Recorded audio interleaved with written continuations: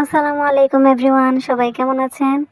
অনেকদিন পর Sana's kitchen blog channel থেকে আমি আয়েশা সিদ্দিকা সবাইকে নতুন আরো একটা ব্লগ ভিডিও দেখার জন্য আমন্ত্রণ জানাচ্ছি। আশা করছি যে যেখান থেকে আমার আজকের ব্লগটি দেখছেন সবাই খুব ভালো আছেন, সুস্থ আছেন এবং নিরাপদে আছেন। আমরা আলহামদুলিল্লাহ আল্লাহ তাআলার অশেষ রহমতে অনেক ভালো আছি। একটু ব্যস্ততার জন্য ব্লগটা দিতে অনেক দেরি হলো, কিন্তু এটা অনেকদিন আগের একটা ভিডিও। তো আশা করছি সবাই শুরু থেকে শেষ পর্যন্ত না টেনে দেখবেন, আপনাদের কাছে ভালো লাগবে। যদি ভালো লাগে তাহলে প্লিজ লাইক দিয়ে ভিডিওটি কন্টিনিউ করুন। গত কয়েকদিন যাবত আমার মুখে একদমই রুচি নেই, মাছ মাংস কিচ্ছু খেতে ভালো লাগছে না, যার জন্য আজকে ভাবলাম একটু ঝাল করে ভর্তা টর্তা কিছু করি। তো যে ভাবা সেই কাজ, আমি টাকি মাছ ভর্তা আর চান্দা মাছ ভর্তা করেছিলাম। ভর্তাটা আমার আসলে খুবই কম করা হয়, যার জন্য আমি যখন করি তখন অনেকটা বেশি করে করে রাখি, যেন বেশ কয়েকদিন ফ্রিজে রেখে খাওয়া যায়। তো ভর্তা করাটা আমার খুবই আসলে ঝামেলার কাজ মনে হয়, এর জন্যই তো অনেকটা পরিমাণে ভর্তা করেছি। এটা আমার কমপক্ষে 4-5 দিন চলে যাবে, কারণ আমার হাজবেন্ড ভর্তা পছন্দ করেন, কিন্তু তারপরেও উনি একবেলা জায়গায় 2 বেলা খেলে তারপর আর খেতে চান না, ওটা আমাকেই খেয়ে শেষ করতে হবে। তো সেদিন 2 রকম ভর্তার সাথে তেলাপিয়া মাছ ভুনা করেছিলাম। ওটা ছিল একদিনের ভিডিও, আর এটা পরের দিন সন্ধ্যাবেলায় আমি একটু শুটকি তরকারি রান্না করেছি। তো দুপুরবেলায় রান্না করেছিলাম মুরগির মাংস, আর ওই যে ভর্তা ছিল। তো 2 রকমের ভর্তা ছিল, আর ডাল রান্না করেছিলাম, কিন্তু দিনের বেলায় আসলে কোনো ভিডিও করতে পারিনি ব্যস্ততার কারণে। আর এই যে সন্ধ্যাবেলায় আমি এটা টাকি মাছের শুটকি রান্না করছি। আর এই টাকি মাছের শুটকিগুলো আমার মায়ের নিজের হাতে বানানো, মানে আম্মু টাকি মাছের শুটকি করে রেখেছিল, আর বাড়ি থেকে আসার সময় দিয়ে দিয়েছিল, কারণ আমার হাজব্যান্ড টাকি মাছের শুটকিটা বেশি পছন্দ করেন অন্যান্য শুটকির থেকে। একদিন ভুনা করেছিলাম, খেতে তেমন একটা ভালো লাগেনি আমার কাছে। এমনিতে সাধারণত টাকি মাছের শুটকিটা ভুনা করলে খেতে ভালো লাগে, কিন্তু সেদিন কেন ভালো লাগেনি জানি না। তো সেজন্য আজকে ভাবলাম যে একটু সবজি দিয়ে রান্না করি।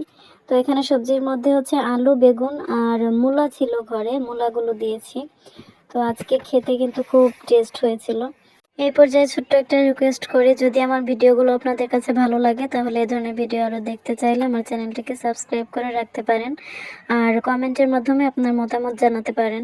তারপর যে তরকারিটা হওয়ার পর আমি একটু চা বসিয়েছি। সন্ধ্যার পর তো চা না খেলে ভালো লাগে না, যেহেতু ঠান্ডা দিন।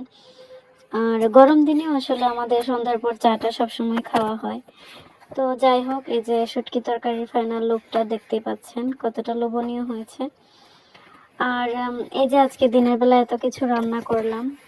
গতকালকের 2টা ভর্তা ছিল, তারপর মুরগির মাংস রান্না করেছি, ডাল রান্না করেছি, তারপর সন্ধ্যার সময় শুটকি রান্না করলাম।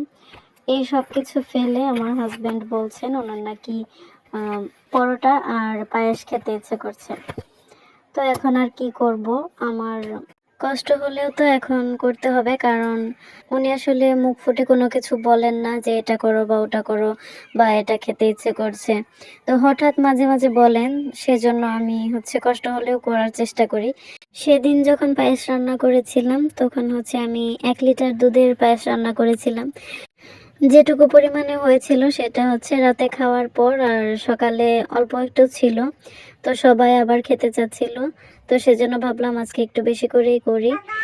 এখানে প্রায় 2.5 লিটার দুধ দিয়ে পায়েস রান্না করছি, আর আজকেও খেজুরের গুড় দিয়ে রান্না করব। এই যে আমার এই হাঁড়িটা একদম ভর্তি করে রান্না করেছি, যেন সবাই মন ভরে খেতে পারে।